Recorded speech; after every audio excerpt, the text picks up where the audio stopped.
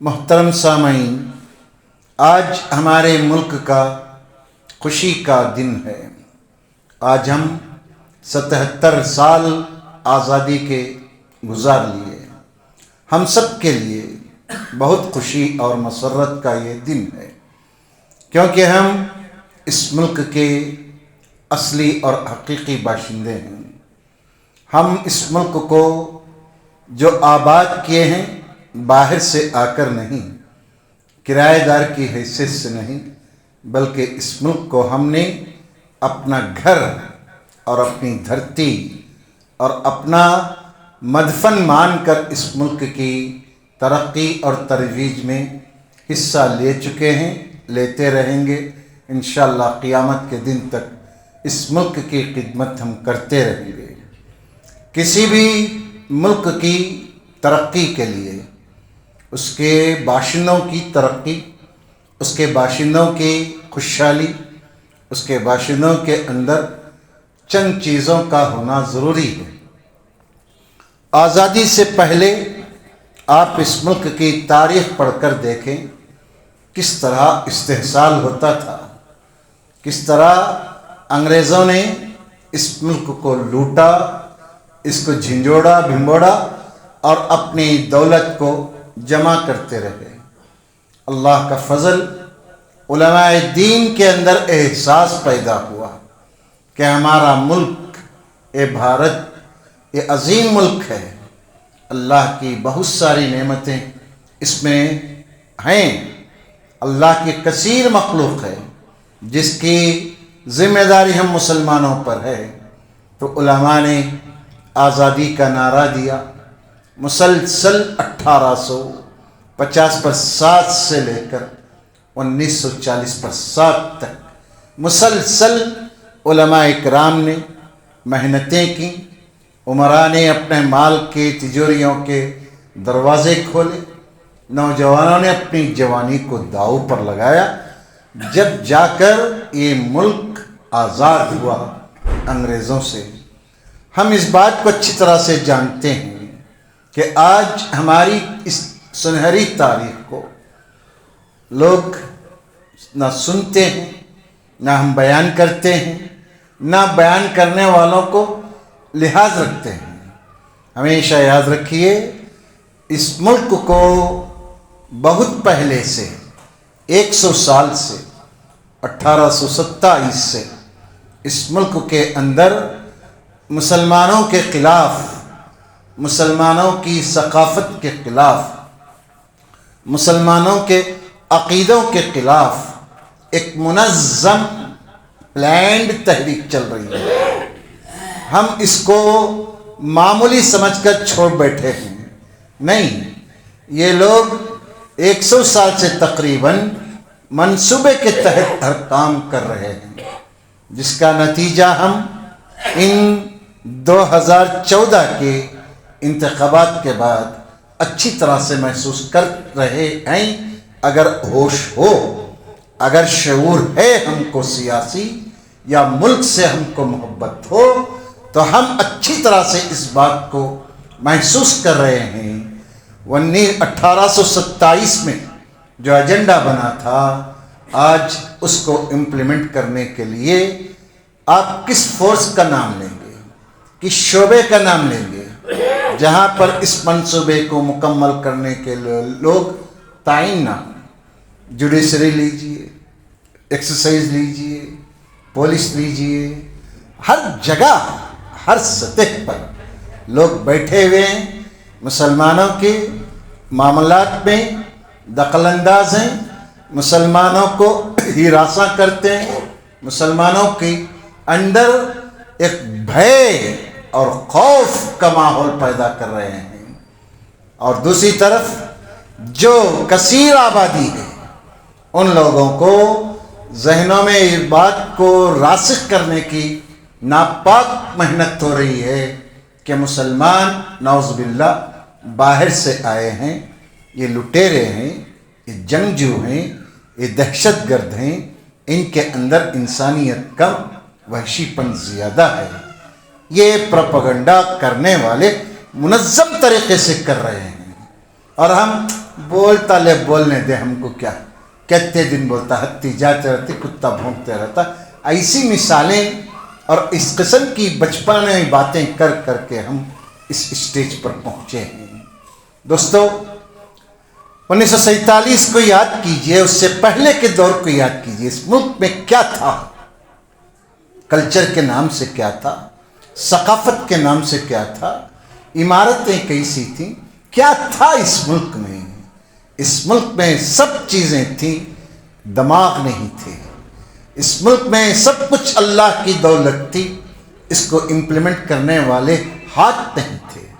اللہ تبارک و تعالیٰ نے مسلمان حکمرانوں کو اس ملک میں بھیجا تو عالی شان عمارتیں یہ لوگ بنائے.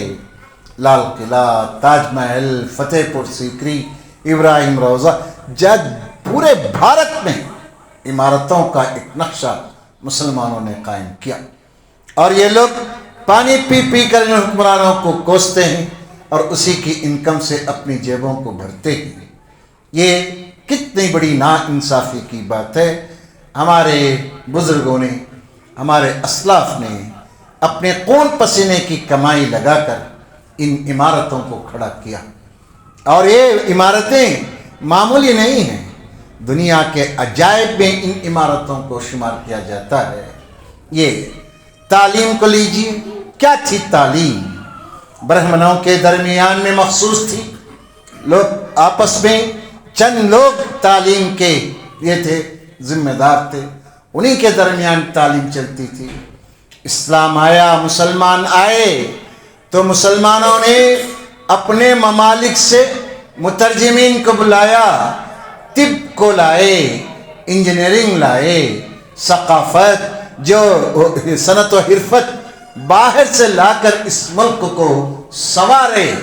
آپ کو معلوم ہے حکیم اکمل خان رحمہ اللہ نے طبیہ کالج دلی میں قائم کیا. سر سید احمد خان رحمہ اللہ نے جامعہ ملیہ قائم کیا. علی گڑھ مسلم یونیورسٹی قائم کیے. لکھنؤ میں ملیہ کالج. یہ سب کیا ہیں؟ آپ کیا سمجھتے ہیں ان کو؟ معمولی ادارے نہیں ہیں، یہ ہمارے ستون ہیں، بھارت کی ایجوکیشن کی بیک بون ہے. انہی اداروں میں پڑھ کر آج بے حیا، بے شرم، وہ کسی طرح کے لائق نہیں ہیں یہ لوگ. انہی اداروں میں پڑھ کر آج اس کے اقلیتی کردار کو ختم کرنے کے در پہ ہیں. اور ہم مسلمان قاب خرگوش میں پڑے ہوئے ہیں، ہم کو کچھ بھی لینا دینا نہیں ہے ملک کے حالات سے. یہ ادارے جسے سر سید احمد خان نے ایک ایک پیسہ، ایک ایک آنا جمع کر کے لوگوں نے جوتے دیے ان کے چندے میں، ان جوتوں کو نیلام کر کے یونیورسٹی قائم کی. آپ تاریخ پڑھیے. اللہ تبارک و تعالیٰ اس قوم کو، مسلمان قوم کو اللہ دینے والا بنایا. ہم نے جہاں بھی جھنڈے گاڑے وہاں پر اپنی ثقافت کو، اپنے علم کو، اپنے ہنر کو وہاں پر عام کر کے ہم نے کسی کا احسان اپنے سروں پر نہیں رکھا ہے.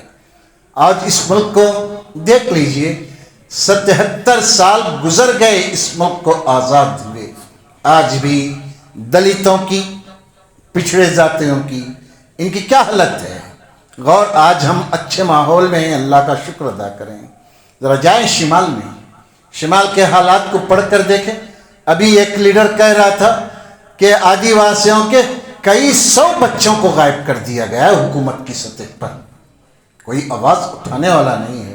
اس سے بدتر حالت تھی آزادی سے پہلے.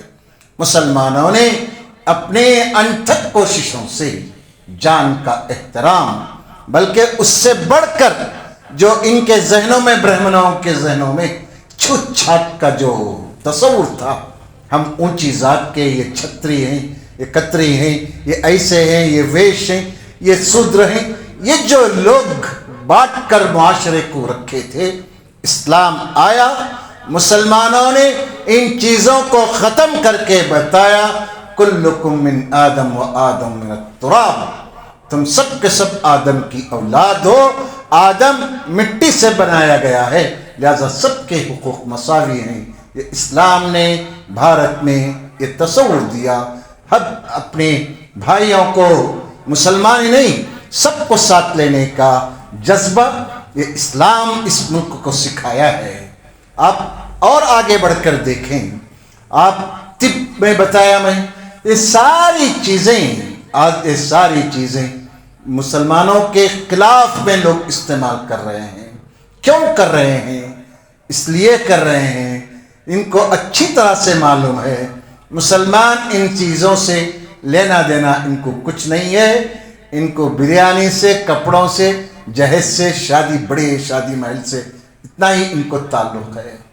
دوستو یاد رکھیے، کسی بھی معاشرے کو بنانے کے لیے سچر کمیٹی کے مطابق حالت ملک کے اور خاص طور پر مسلمانوں کے حالت کو جسٹس سچر نے بہت اچھے طریقے سے بڑی تفصیل سے لکھا ہے۔ اس کو پڑھیے، شرم سے سر جھک جاتا ہے۔ جو قوم اقرا کا پیغام لے کر اٹھی تھی، اس قوم کی حالت آج تعلیم میں کیا ہے؟ تعلیم میں کتنے فیصد ہیں؟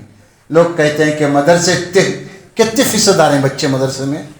کتنے فیصد آتے ہیں؟ 3 چلر 100 میں سے 3 مسلمان بچے مدرسوں کو حافظ بننے، عالم بننے، مفتی بننے جا رہے ہیں۔ باقی سب کہاں جا رہے ہیں؟ نہ ماں باپ کو اس کا ٹینشن، نہ مسجد کے مدرسوں محلے کے ذمہ داروں کو اس کا ٹینشن۔ ایک بات یاد رکھیے، جس قوم کے 4 عناصر سست پڑ جائیں وہ قوم کبھی سر اٹھا نہیں سکتی۔ تعلیم، صحت، اور اس کے بعد کلچر، اور اس کے بعد ثقافت۔ یہ 4 چیزیں ایسی ہیں اگر معاشرہ ان چیزوں کو نظر انداز کر دیتا ہے تو قوم کبھی ترقی پر نہیں جا سکتی۔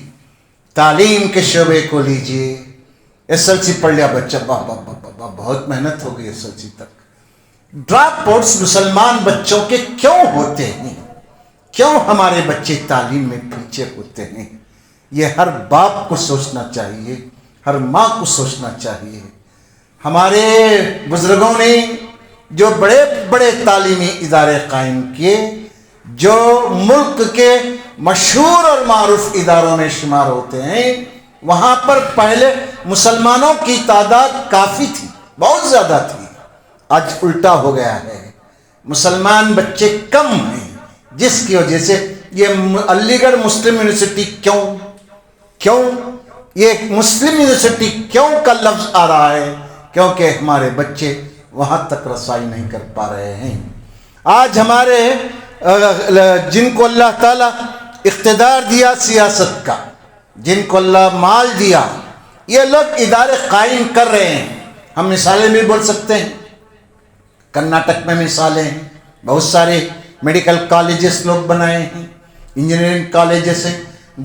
گلبرگہ میں جائیے 2 میڈیکل کالج، کئی انجینئرنگ کالج، بیجاپور جائیے، کئی بنگلور، ہر جگہ پر میڈیکل کالجز، ہر جگہ پر یہ کیا ہے، انجینئرنگ کالجز، ITIs، یہ سب ہیں۔ لیکن کیا ان اداروں سے ہمارے معاشرے کے غریب بچوں کو فائدہ ہو رہا ہے؟ نہیں۔ جب تک آپ ڈونیشن نہیں دیتے، آپ کے بچے کو سیڑھیاں چڑھنے نہیں دیا جائے گا۔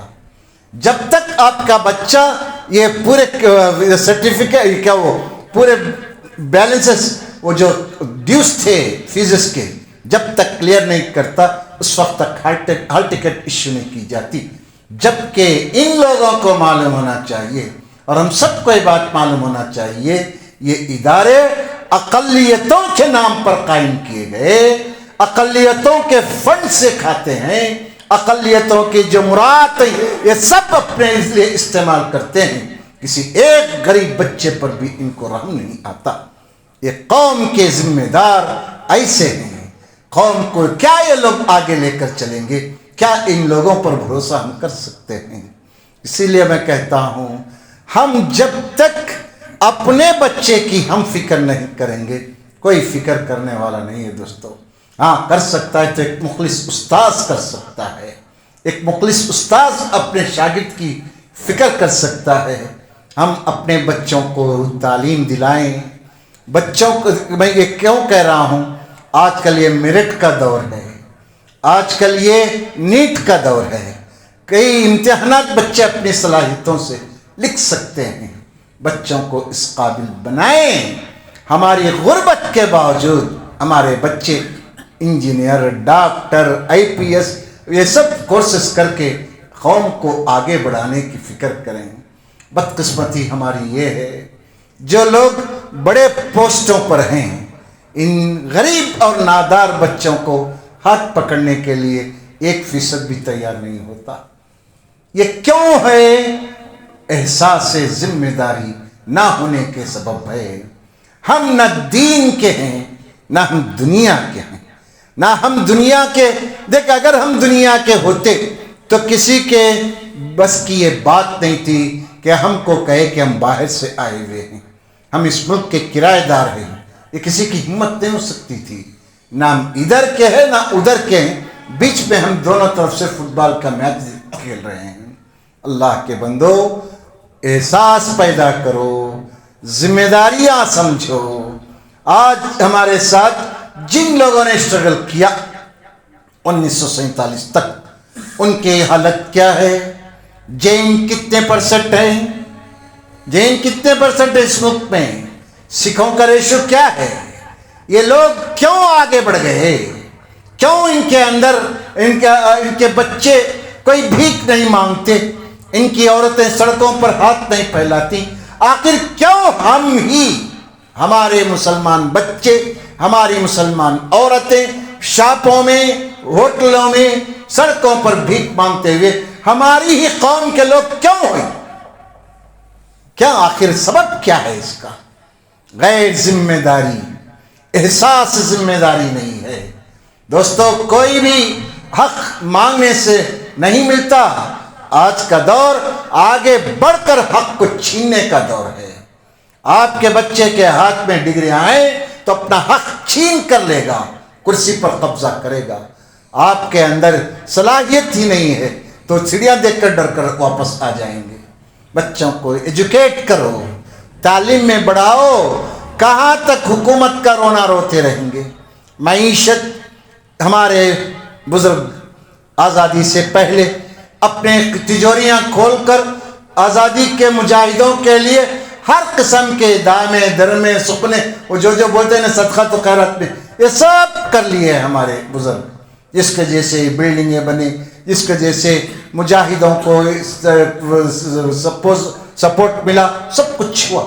آج جن کے پاس دولت ہے وہ دولت کو اپنی باپ دادا کی جائیداد سمجھ کر اس پر کنڈلی مار کر بیٹھے ہوئے ہیں۔ ہم مسلمانوں کا سب سے بڑا المیہ یہی ہے، مسلمان زکوٰۃ کے نام پر کچھ دے دیتے ہیں، اس کے بعد دیں۔ آج دیکھیں گے رمضان میں آ جاؤ، رمضان میں آ جاؤ، رمضان میں آ جاؤ، رمضان میں آیا تو دوسرے عشرے میں دیتے ہیں ہمیں، دوسرے عشرے میں بانٹ ڈالانا نہیں ہے۔ یہ اب جب ہمارے قوم کے امیروں مالداروں کی یہ طبیعت بن جائے جو مال ہے میرا ہے، تو وہ قوم ترقی نہیں کر سکتی۔ دوستو، قوم کے مالدار جب تک تعلیم کے لیے، جب تک ہم کیا سمجھتے ہیں تعلیم کا مطلب؟ مدرسوں کو دیے تو ثواب، شعبہ حفظ کے بچوں کو پڑھے تو ثواب۔ اللہ کے بندے، سب کو عالمہ حافظہ بنے تو ڈاکٹر کون بنیں گے؟ یہ ہماری عورتوں کی ڈلیوری کون کرائیں گے؟ ہماری بچیوں کو ہم ایجوکیٹ نہیں کریں گے، ان پر اپنا مال خرچ نہیں کریں گے، تو آخر ہماری سوسائٹی، ہمارا معاشرہ بنے گا کیسا؟ یہ کیوں ہم سوچتے نہیں ہیں؟ ایک بات یاد رکھیے، جو بھی چیز جائز راہ میں خرچ کی جاتی ہے وہ صدقہ اور خیرات کا مقام رکھتی ہے۔ جو بھی چیز پاک پوتر چیز اگر غلط راستے میں ایک پائی بھی، ایک آنا بھی آپ دیتے ہیں، وہ حرام ہے۔ اس کے بارے میں اللہ کے پاس پوچھ لوگی اور اس کا بڑا سخت محاسبہ اللہ تعالیٰ کرے گا۔ اس لیے اللہ کے نبی صلی اللہ علیہ وسلم نے فرمایا، روز قیامت ابن آدم کے قدم اس وقت تک نہیں ہلتے جب تک کہ وہ اپنے مال کا حساب کتاب نہ دے۔ آگے بڑھیں۔ معیشت یہ ہے، آج ہمارے چھوٹے موٹے کاروبار کرنے والے یہ ہمت نہ ہاریں، ہمت نہیں ہارنا چاہیے۔ کیا وہ قطرہ قطرہ دریا شود. جو لوگ ٹھیلا، جو لوگ معمولی بیپار کرتے ہیں، معمولی چیزیں کرتے ہیں، وہ اللہ پر بھروسہ رکھیں، امانت داری کو ملحوظ رکھیں، دیانت داری کو ملحوظ رکھیں، پھر دیکھیں اللہ ضرور بھی ضرور کامیابی دے گا. مایوسی کفر ہے، چھوٹے موٹے تجارت ہی صحیح، لیکن یہ قوم جو اقتدار پر بیٹھی ہے، آنکھ کھول کر جیو مسلمانوں.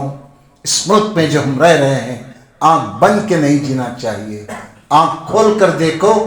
لوگوں نے ٹھیلے والوں سے کہا کہ تمہارا نام ڈسپلے کرو، تمہارا نام ڈسپلے کرو کہ تم کس مذہب سے تعلق رکھتے ہو، تمہارا کیا نام ہے. یہ ریوڑی چلانے والوں کو، یہ گاڑیوں میں پھل فروٹ بیچنے والوں کے لیے ایسے قانون جس ملک میں آ رہے ہیں، اس ملک کے باشندوں کو اپنے فیوچر کے بارے میں ملک کے حکمرانوں پر اعتماد کرتے ہیں تو وہ ہماری نادانی ہے. ہمارا فیوچر، ہمارا مستقبل ہم خود اپنے ہاتھ میں لے کر جب تک نہیں اٹھیں گے ہم کامیاب نہیں ہو سکتے. خلاصہ میں یہ بتانا چاہتا ہوں آپ کو، ہم اپنے ماضی کو سامنے رکھیں. ہمارے بزرگوں نے، ہمارے اسلاف نے جنگ آزادی کے لیے کیا کیا، اس ملک کو کس طرح سینچے ہیں، کس طرح اس ملک کو ترقی کے بام عروج پر پہنچائے ہیں. اس میں ہم نام دو چار بولنے سے کیا فائدہ نہیں.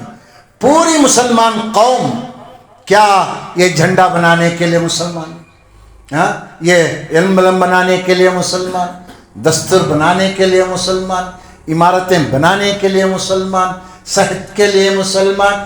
بتائیے آپ اس بھارت کے کس شعبے میں مسلمانوں کا حصہ نہیں رہا ہے؟ ہاں، ہم ڈٹائی کے ساتھ کہیں گے حصہ نہیں ہے تو 1827 میں جو تنظیم بنی اس کا حصہ کچھ بھی نہیں ہے، صفر ہے.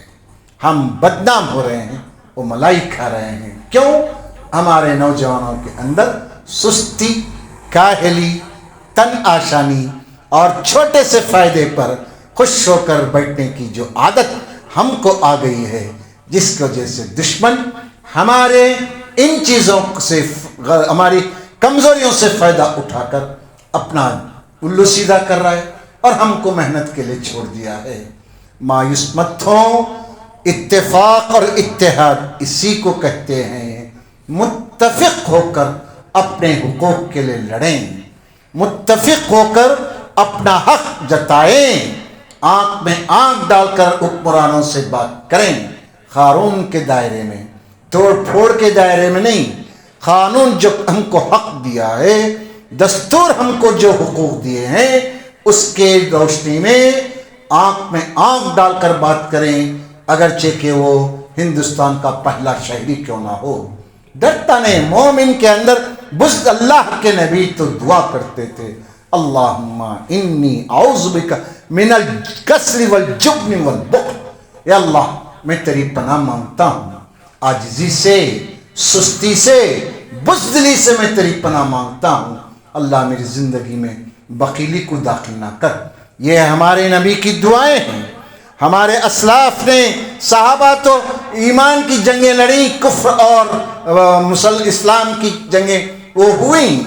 یہاں پر ہمارے اس ملک میں کتنے ایسے بہادر جیالے گزرے مسلمانوں کے جو اپنے ملک کی آزادی کے لیے اپنی جانوں کی قربانی دیے ہیں. ان سب کا تقاضا ہے ہم اپنے ماضی کو پڑھیں، پڑھنے کی عادت ڈالو. آج کی تاریخ جو ہے اس میں بھی استحصال، مغلوں کی تاریخ کو ہٹا دیا گیا، وہ نکال دیا گیا، یہ نکال دیا گیا، ٹیپو کے نکال دیے گئے. یہ سب نکالیں گے. ہم اپنے بڑوں سے، اپنے بزرگوں سے سنیں، پرانی کتابیں پڑھیں، تاریخ فرشتہ پڑھیں. کرناٹک کی پوری تاریخ مل جائے گی آپ کو کہ کس طرح مسلمانوں نے جنگ آزادی میں حضرت ٹیپو نے اور حیدر نے کس طرح سے اس ملک کو آزاد کرایا. اللہ سے دعا کرتا ہوں اللہ مجھے آپ کو سب کو باشعور شہری بننے کی توفیق عطا کر، اسلام کا سچا سپاہی بنا، اسلام کی تعلیمات پر فخر سے چلنے کی سعادت نصیب فرما. ہمارے نوجوانوں کو نیک سوچ، نیک فکر اور نیک تھاٹس ان کو عطا کر. مولا ہم سب کو اپنے وقت جو ضائع کر رہے ہیں اس وقت کے ضیاع سے بچنے کی توفیق عطا فرما. ہمارے بال بچوں کو صحت دے، بچوں کے عمروں میں برکت دے، بچوں کی کمائیوں میں برکت دے. جو لوگ بیمار ہیں ان سب کو صحت عطا فرما. مولا جو گزر گئے ان سب کی قبروں کو راحت اور ٹھنڈک کی جگہ بنا. جب تک رکھ دنیا میں عزت اور آبرو سے رکھ، جب بھی موت دے تو کلمہ طیبہ پر اپنوں کے درمیان موت نصیب فرما. آمین. اقول قولی ھذا استغفر اللہ لی ولکم ولسائر المسلمین فاستغفروہ انہ هو الغفور الرحیم. آمین.